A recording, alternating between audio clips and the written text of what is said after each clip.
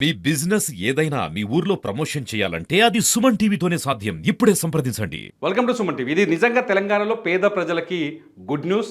అనేక మంది పేదలు ఇప్పటికీ తెలంగాణలో రేషన్ కార్డు లేక ఎదురు చూస్తున్నారు. గవర్నమెంట్ ఎప్పుడు కొత్త రేషన్ కార్డును తీసుకొస్తుందా అని ఆశతో ఉన్నారు. ఇప్పటికే గవర్నమెంట్ ప్రకటించింది ఈసారి రేషన్ కార్డులను భారీ ఎత్తున తీసుకురావడానికి ప్రయత్నం చేస్తుంది.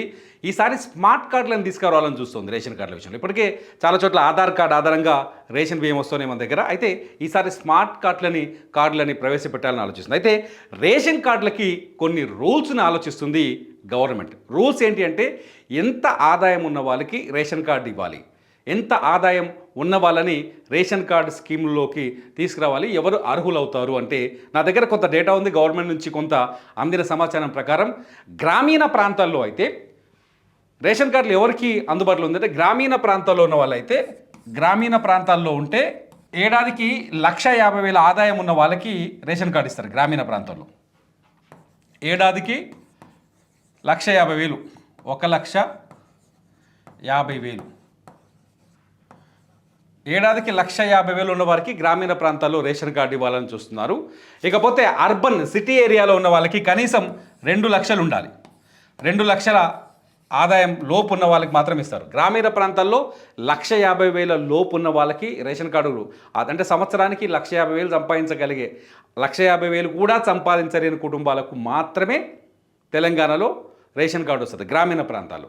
పట్టణ ప్రాంతాల్లోకి వచ్చేసరికి సంవత్సరానికి 2 లక్షల వరకు సంపాదించే వాళ్ళు అంటే 2 లక్షల లోపు ఎవరైతే ఆదాయం ఉంటుందో ఆ పేద వర్గాలకు మాత్రమే ఈసారి రేషన్ కార్డులు ఇవ్వాలని ప్రభుత్వం భావిస్తుంది. ఇప్పటికే సబ్ కమిటీ దీనిపైన చర్చిస్తోంది.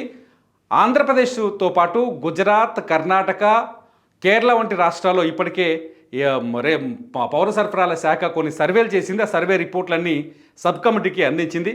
ఈ సబ్ కమిటీ ఇచ్చిన సర్వే అంటే ఈ సర్వే రిపోర్ట్ను పరిశీలించిన తర్వాత ఒక తుది నిర్ణయం వచ్చే అవకాశం కనిపిస్తుంది. ఇప్పటికున్న ప్రతిపాదన వరకు చూస్తే ఈ లెక్కలు కనిపిస్తున్నాయి. 1,50,000 గ్రామీణ ప్రాంతాల్లో ఊళ్ళల్లో ఉన్న వాళ్ళకి, పట్టణంలో ఉన్న వాళ్ళకైతే మినిమం 2 లక్షల రూపాయల వరకు ఆదాయం ఉన్న వాళ్ళకి మాత్రమే అర్హులుగా ప్రకటిస్తారు.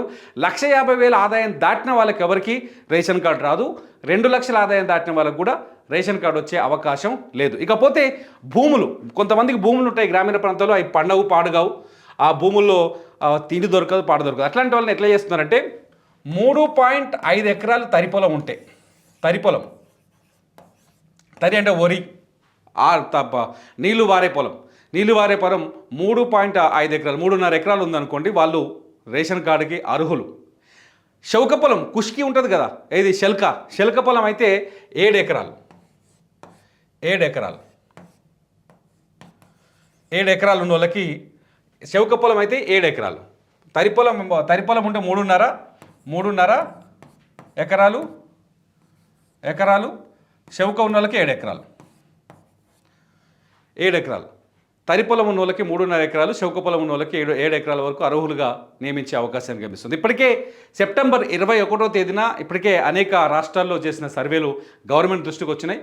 గవర్నమెంటు అంటే పౌర సరఫరాల శాఖ తీసుకొచ్చిన సర్వేల ప్రకారం ఓ రిపోర్టు తయారైంది. ఆ నివేదికని సెప్టెంబర్ 21వ తేదీన కేబినెట్ సబ్ కమిటీ ఆ రిపోర్ట్ పైన చర్చించి తుది నిర్ణయాన్ని ప్రకటించే అవకాశం కనిపిస్తుంది. సెప్టెంబర్ 21 తర్వాత రేషన్ కార్డులకి దరఖాస్తులు ఎవరైతే పెట్టుకున్నారో వాళ్ళకి దరఖాస్తులు వస్తాయి, లేకపోతే కొత్త విధానాన్ని తీసుకొస్తారు, దరఖాస్తులు స్వీకరిస్తారు. అతి త్వరలోనే తెలంగాణలో రేషన్ కార్డులపైన పేదలు గుడ్ న్యూస్ వినబోతున్నారు.